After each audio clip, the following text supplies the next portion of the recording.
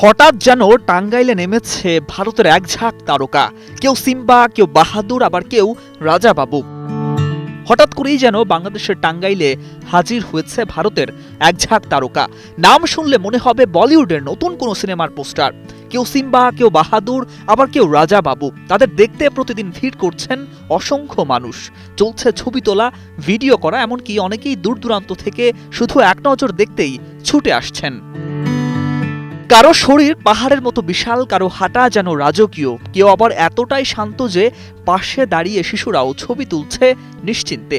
টাঙ্গাইলের খামারগুলোতে এখন যেন ছোটখাটো মেলা বসেছে। ঈদ আসবে, সাথে ক্যাশব্যাকও আসবে। নিজের বা প্রিয়জনের জন্য কেনাকাটায় এবারও নগদ পেমেন্টে পাচ্ছেন দারুণ ক্যাশব্যাক। তাই যাই কিনুন, পেমেন্ট করুন নগদে। চারদিকে শুধু এক আলোচনা, কোন গরুর ওজন কত, কোনটার দাম কত হতে পারে, আবার কে হবে এবারের কোরবানির বাজারের সবচেয়ে বড় আকর্ষণ। তবে না, এরা কোনো সিনেমার নায়ক নয়। আসন্ন ঈদুল আজহাকে সামনে রেখে কোরবানির জন্য প্রস্তুত করা হয়েছে এসব বিশাল দেহী গরু, আর তাদের ঘিরেই এখন টাঙ্গাইলের খামারগুলোতে চলছে ব্যস্ততা। জেলার ২৬,০০০-এর বেশি খামারে চলছে কোরবানির পশু প্রস্তুতের শেষ মুহূর্তের কাজ। দেশি গরুর পাশাপাশি হলিস্টান, ফ্রিজিয়ান, শাহিওয়াল, সিন্ধি ও বিভিন্ন ক্রস জাতের গরু প্রস্তুত করা হয়েছে বাজারের জন্য। আর বড় বড় গরুগুলোর নামও রাখা হয়েছে বেশ ভাব নিয়ে: রাজাবাবু, বাহাদুর, সম্রাট, সিম্বা। খামারের শ্রমিকরা বলছেন এসব গরুকে তারা সন্তানের মতো করে লালন পালন করছেন। তাই সকাল থেকে রাত পর্যন্ত চলছে বিশেষ যত্ন।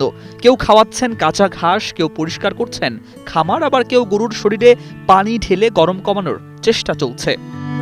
এবারে মনে করেন যে নিজের সন্তানের মতন মানুষ করছি। সকালবেলা উঠে মনে করেন যে এই যে ঘাস ঘুষ কাটে নিয়ে এসে ছলের মতন মনে করেন মুখে তুলে মনে করেন লালন পালন করে খিলে বড় করছি। এখানে মনে করেন আমার খুব ময়া খুব। আমরা খেতে ঘাস উৎপাদন করি, কাঁচা ঘাস, আর এই ভুসি ডাই খাওয়াই, অন্য কিছু খাওয়াই না। খামারগুলোতে এখন প্রতিদিনই দূর দূরান্ত থেকে আসছেন পাইকারি ক্রেতারা। কেউ গরুর দাঁত দেখে বয়স মিলাচ্ছেন, কেউ আবার এক চক্কর ঘুরেই দাম হাঁকাচ্ছেন।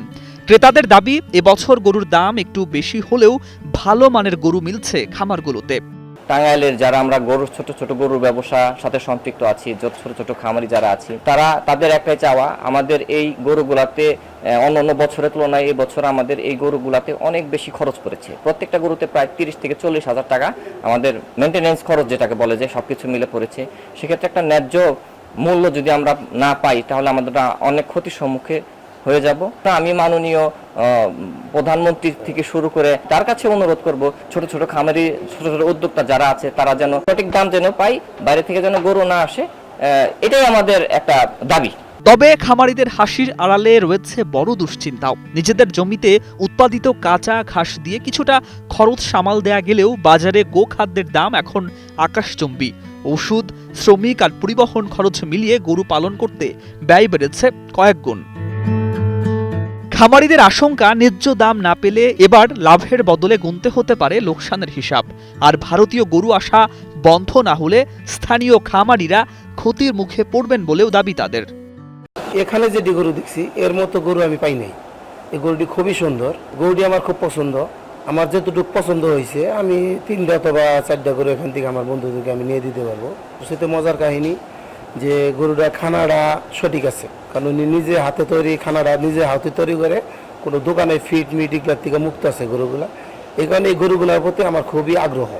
জেলা প্রাণী সম্পদ অফিস জানিয়েছে, এবছর টাঙ্গাইলে কোরবানির জন্য প্রস্তুত হয়েছে 2,33,993টি গবাদি পশু, যেখানে জেলার চাহিদা 1,95,178টি। অর্থাৎ চাহিদার তুলনায় অতিরিক্ত পশু রয়েছে প্রায় 40,000। এই বছর আমাদের মোটামুটি 2,33,000 গবাদি পশু লালন পালন হয়ে আসছে, যেগুলো বিক্রি করা হবে ঈদের আগে। আর আমাদের চাহিদা হচ্ছে প্রায় 1,95,000, অর্থাৎ আমাদের প্রায় 39,000 গরু ছাগল সারপ্লাস থাকবে এবার কোরবানি ঈদে। আমরা প্রতিবারের মতো আমরা বিভিন্ন হাটে আমাদের মেডিকেল টিম থাকবে সেইখানে আমাদের মেডিকেল টিমের সদস্যরা থাকবে, গবাদি পশু যেন অসুস্থ না হয়, অসুস্থ হলে কি করতে হবে তারা দিক নির্দেশনা দেবে, এবং সেখানে জাল টাকা বা অন্যান্য টাকা থেকে যেন আমাদের খামারিরা যেন বাঁচতে পারে, এই জন্য আমাদের ব্যাংকের প্রতিনিধি থাকবে। চাহিদার তুলনায় পশু বেশি থাকায় কোরবানির বাজার নিয়ে স্বস্তি থাকলেও খামারিদের বড় চিন্তা একটাই, এত আদর যত্নে বড় করা রাজাবাবু, বাহাদুর আর সিম্বারা শেষ পর্যন্ত কি ভালো দাম পাবে, সেটা এখন দেখার অপেক্ষা।